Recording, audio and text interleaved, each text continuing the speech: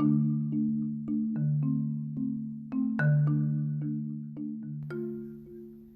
stripped the bed and stuffed the sheets in the wash with my laundry. I was totally fan club for Melanie, but this appliance was the place where my appreciation for her cosmic good works turned hard and sharp, pierced the limits of healthy envy, and let rancid jealousy leak in. There's a certain deficit of dignity that results from not having your own washing machine, and I get extremely defensive about it. I won't lie, it really fucking stings, and it's one of the first civil seams to split when I find myself coming undone due to a lack of modern amenities.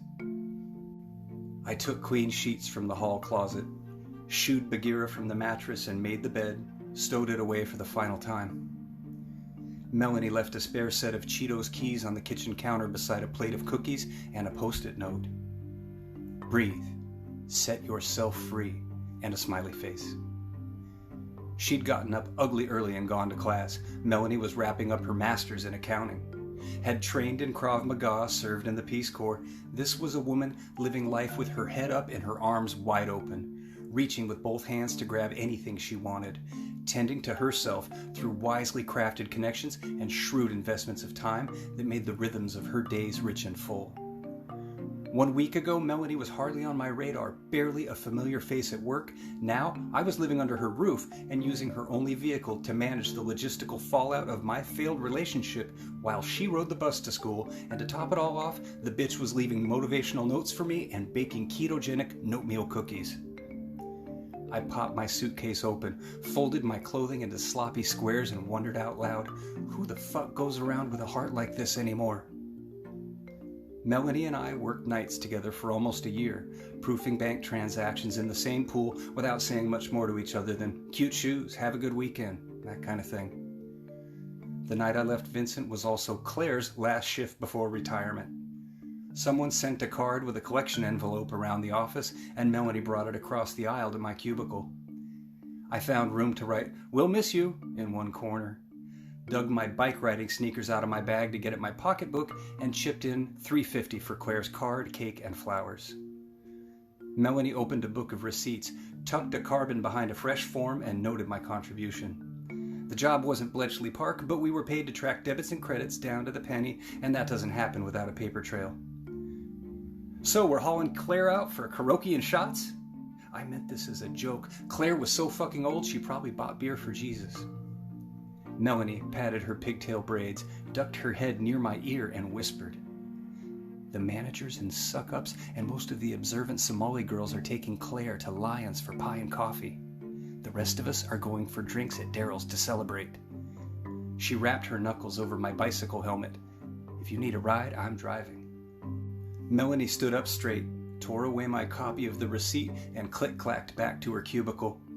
We were the only women in the proof pool who worked nights in heels. I adored her low-key vintage style, admired the way she moved through the office like a polar icebreaker, completely unafraid to own space while getting where she was going. The girl didn't hug the wall or chant sorry over and over when passing someone in the narrow hallway to the restroom. She just smiled and kept on stepping. Melanie's lean but powerful body described the shape of a capable creature. A woman I could picture punching rivets and building a World War II bomber, or looking over a bare shoulder posing to be painted on the nose of one. I returned to my endless batch work with zero effective focus, made an error and repeated it again, and realized I was holding my breath. Exhaled and acknowledged a prickly feeling of real delight at being categorized as a subversive insider, invited to convene in secret at the Amber Room at Daryl's restaurant. Melanie and I played 8-ball and came out of the closet to each other about our OCD while racking. Spent more money on the jukebox than on drinks, sang along loudly with every track, and split 2 baskets of crinkle-cut fries. Teamed up against Mariam and Sandra, talked trash when they ran the table, and squealed in triumph when they scratched on the 8. Yeah, I squealed. So what? Sometimes all you need is one good friend. I'd left my Cinderella sneakers behind at work. Melanie waited on the curb outside my building while I dashed upstairs to change into suitable bicycle-carrying shoes and fetch a book of keto recipes for her to borrow. I returned with the cookbook in a backpack, stooped under a sagging duffel full of clothes. I wanted to explain what had happened in the casual tone of someone who's only missed a bus. Did my best to sound like anyone but a woman who just ended a 15-year relationship without leaving a note, without saying goodbye.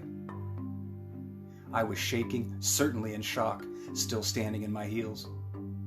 My voice sounded like a recording from a tin box stitched deep inside a doll when I asked Melanie to drop me off at the Holiday Lodge. "Yeah, you're not staying there," she said. "Yelp that shit. I did the research when my family came to town for the eclipse." "Melanie, I can't." No way, not some grody motel. You're coming with me."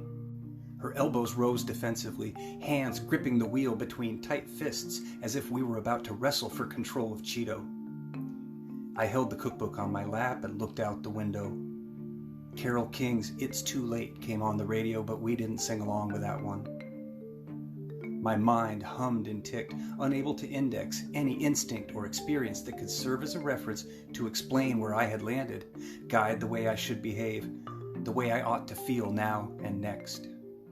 I was angered by the good fortune of every mundane element around me. Each normally invisible detail now seemed somehow significant, even perfect, and I hated those things for being uncomplicated, yet wholly successful in their place and purpose. For belonging without trying. The streetlights, the traffic signs, the stripes on the pavement were born into natural states of order and utility. I heard a voice inside me tell Melanie how I was 12, 13, and all I wanted was to be Carole King. Let my curly hair grow wild and live barefoot in a house with hardwood floors and a cozy spot by the window for me and my cat, just like the cover of Tapestry.